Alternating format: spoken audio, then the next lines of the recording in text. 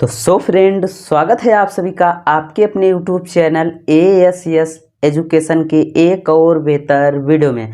आज की शानदार वीडियो में आप सभी को कक्षा 12 बायोलॉजी के महत्वपूर्ण टॉपिक जो कि आपके महत्वपूर्ण टॉपिक बायोलॉजी का महत्वपूर्ण टॉपिक जो कि आपके 2024 में पूछे जाने वाले या कि आपके बार बार पूछे जाने वाले जो टॉपिक हैं उसी टॉपिक के बारे में बात करने वाले हैं। तो वीडियो को एंड तक जरूर देखिएगा और प्लीज़ चैनल पर नए आए हैं तो चैनल को भी सब्सक्राइब कर लीजिएगा ताकि आने वाले हर वीडियो का नोटिफिकेशन आप तक सबसे पहले पहुंचे। ठीक, महत्वपूर्ण टॉपिक। ठीक, यहाँ से महत्वपूर्ण टॉपिक आपका है। तो इस सभी टॉपिक को आप ध्यानपूर्वक यदि समझे रहेंगे तो आपको अच्छे से बोर्ड पेपर में अच्छे नंबर आ जाएंगे, जो कि आपके इतने 29 महत्वपूर्ण टॉपिक हैं जिसमें से आपके 70-90 नंबर तो पक्के हैं, क्लियर कर देने वाले हैं। ठीक, तो पूरा देख लीजिएगा आप, पूरे तरीके से आपको अच्छे से समझ में आ जाएगा कि क्या करना है, कितना याद करना है, कितना पढ़ना है, किस तरीके से पढ़ना है, ताकि आपको अच्छे से समझ में आ जाए। चलिए ठीक, बात करते हैं। सबसे पहला है कि भ्रूणपोष।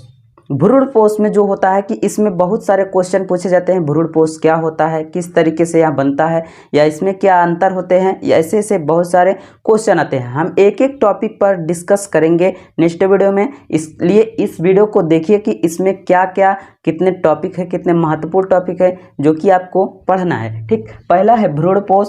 ठीक, दूसरा है कि बीजाणु। बीजाणु किस तरीके से उत्पन्न होते हैं, बीजाणु किस तरीके से बनाए जाते हैं, ठीक, उसके बारे में पूछता है। ठीक, इसमें क्वेश्चन बहुत पूछे जाते हैं। तीसरा है लघु बीजाणु। ठीक, बीजाणु अभी आपने हम बताए बीजाणु के बारे में, और उसके बाद है आपका लघु बीजाणु। लघु मतलब कि बड़े बीजाणु के बारे में पूछेगा। ठीक, और उसके बाद चौथा आपका है, बहुत सारे ऐसे क्वेश्चन हैं, बहुत सारे क्वेश्चन ऐसे आते हैं घुमा फिरा के आपके, जो कि ये एक ही टॉपिक पर रहेगा लेकिन बहुत सारे क्वेश्चन रहेंगे जो कि अलग अलग टाइप के रहेंगे। ठीक, अब तीसरा था ये। चौथा है हमारा अपरा। ठीक, अपरा किस तरीके से अपरा है, अपरा के बारे में पूछता है। ठीक, इन सब पर भी बहुत क्वेश्चन आते हैं। ठीक, अब पांचवा है शुक्राणु। शुक्राणु क्या होता है, शुक्राणु किस तरीके से कार्य करते हैं, या शुक्राणु से किस तरीके से बीजाणु बनते हैं, या शुक्राणु से किस तरीके से इसमें क्या कैसे होता है उसके बारे में पूछता है। ठीक,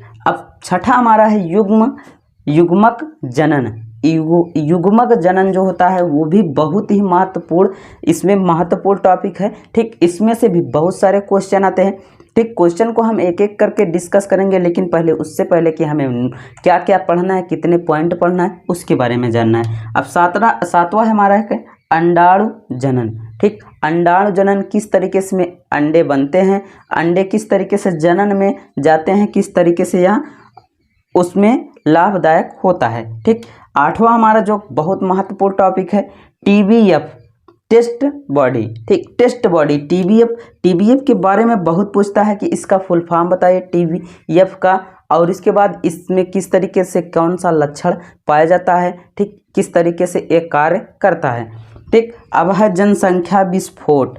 जनसंख्या विस्फोट में भी बहुत सारे क्वेश्चन पूछे जाते हैं कि जनसंख्या वृद्धि किस तरीके से रोका जा सकता है, या जनसंख्या वृद्धि को किस तरीके से बढ़ाया जा सकता है। ठीक, और किस तरीके से रोका जा सकता है। जनसंख्या को हम किस तरीके से अपने आप में कर सकते हैं, या फिर आप किस तरीके से उसे रोक सकते हैं। ठीक, अब यह हमारा है कि 10वां क्वेश्चन, 10वां पॉइंट है कि एल्कोहल कहने का तरीके से शराब। ठीक, शराब का कैसे शराब को लाभदायक होता है, किस तरीके से हानिकारक होता है, इसके बारे में पूछता है। ठीक, अब 11वां नंबर है संक्रामक रोग है। ठीक, संक्रामक रोग किस तरीके से फैलता है, या किस तरीके से यह होता है, इसके बारे में पूछता है।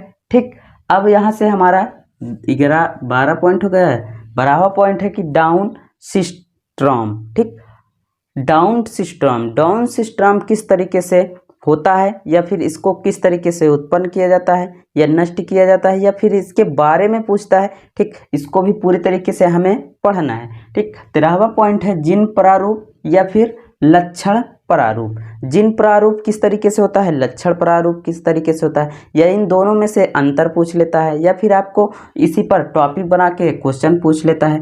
14 नंबर में कि सहप्रभाविता इसको आपको इस वीडियो से क्या लाभ होने वाला है, ठीक। क्योंकि आपके अभी टाइम बहुत सारे बाकी हैं, लेकिन बशर्ते आप यही सोच कर आप परेशान रहते हैं कि टाइम बहुत है, आगे चल के हम पढ़ लेंगे, आगे कर लेंगे, इस टॉपिक को आगे कर लेंगे, उस टॉपिक को आगे कर लेंगे। लेकिन ऐसा नहीं है।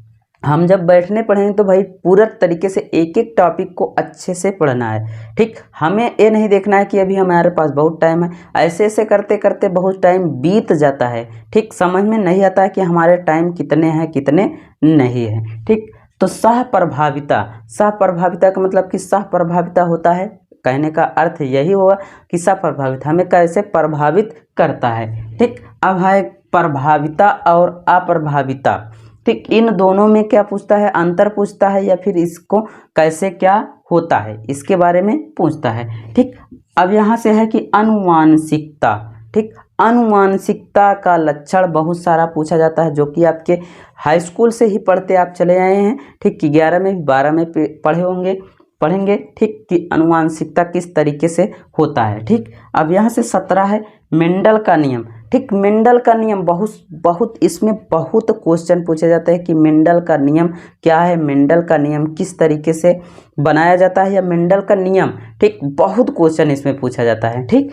अब यहाँ से है 18 नंबर डीएनए और आरएनए का संरचना पूछता है, ठीक। और अंतर पूछता है। तो ठीक, डीएनए आरएनए का संरचना आपको अच्छी तरीके से याद कर लेना है और उसके बाद इसके अंतर भी याद कर लेना है, क्योंकि इसमें से बहुत क्वेश्चन पूछे जाते हैं, बहुत एक कह लें तो मेंडल का नियम और डीएनए और आरएनए दोनों ही बहुत ही महत्वपूर्ण टॉपिक हैं भाई, हमारे महत्वपूर्ण टॉपिक है, क्योंकि इन दोनों में से बहुत सारे क्वेश्चन आते हैं, ठीक। बहुत सारे क्वेश्चन जो कि हमारे डाउट को अनक्लियर करने वाले होते हैं, ठीक। हमारे जो डाउट होते हैं, बहुत सारे डाउट होते हैं कि हम उसको कवर नहीं कर पाते हैं, ठीक। तो और इसमें 19 नंबर है कि डीएनए फिंगरप्रिंट किस तरीके से डीएनए फिंगरप्रिंट लिया जाता है, किस तरीके से चेक किया जाता है, उसमें उसके बारे में बहुत सारा पूछता है। तो डीएनए आरएनए के बारे में भी याद कर लीजिएगा। इनके टाइप्स, इनके बहुत सारे, दोनों के टाइप बहुत होते हैं, ठीक। टाइप बहुत होते हैं, उस टाइप को हमें क्या करना है, याद करना है। एक एक टाइप को जब तक आप याद कर लेंगे, बहुत सारे टाइम है, ठीक। इस टाइम में आपको एक एक पॉइंट, एक एक टाइप को अच्छे से याद कर लेना है, ठीक। चलिए 20 नंबर हमारा है कि मानव जीनोम प्रोजेक्ट। इसमें मानव की संरचना भी आती है, ठीक। मानव के लक्षण गुण भी बताए जाते हैं, इस तरीके से इसमें क्वेश्चन पूछा जाता है, ठीक। 11 नंबर में है अनुलेखन मतलब होता है कि लेखन करना, चित्र बनाना, ठीक। और उसमें कुटी मतलब कि इसमें आगे है, मतलब कि अनुलेखन में ही कुटी शब्द का जो प्रयोग किया गया है, कुटी मतलब उसमें ही पूछा जाता है, ठीक। उसमें ही क्वेश्चन। यहाँ से अल्कोहल 2 पार्ट में बांटा गया है, तो दोनों में भी बहुत महत्वपूर्ण क्वेश्चन है, ठीक।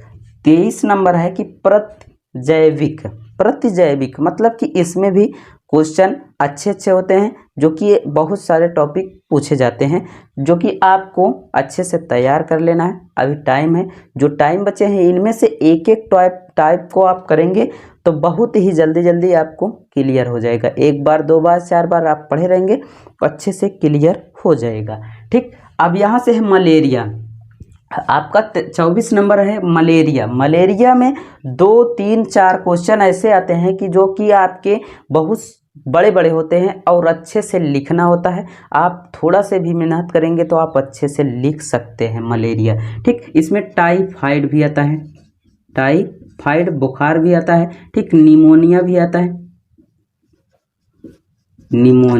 ठीक। इसमें निमोनिया, इस तरीके से मलेरिया के लक्षण पूछता है, या मलेरिया रोग किस तरीके से होता है, टाइफाइड रोग किस तरीके से होता है, निमोनिया किस तरीके से होता है, ठीक। इस तरीके से पूछता है। अब यहाँ से है 25 नंबर जैव प्रौद्योगिकी में क्या आता है कि इसमें कृषि के बारे में पूछता है, ठीक।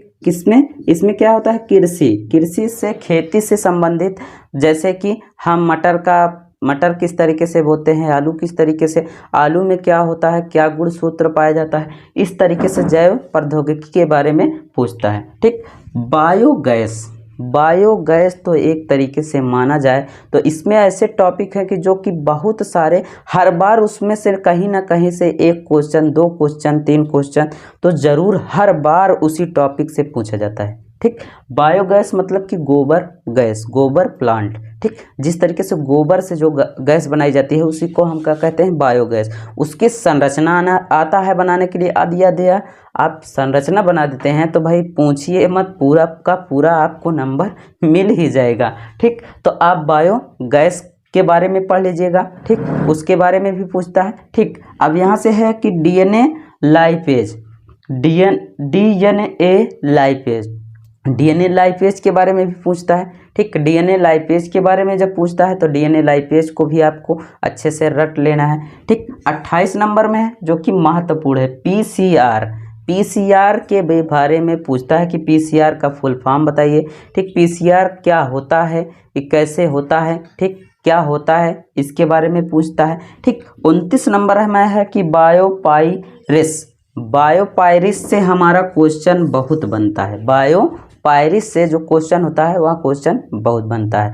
इस तरीके से हमारा बहुत सारा महत्वपूर्ण टॉपिक था। ठीक, इस पर हम एक एक टॉपिक पर डिस्कस करेंगे, एक एक टॉपिक पर किस तरीके से क्वेश्चन आता है, ठीक, किस तरीके से आपको लिखना है, किस तरीके से समझना है।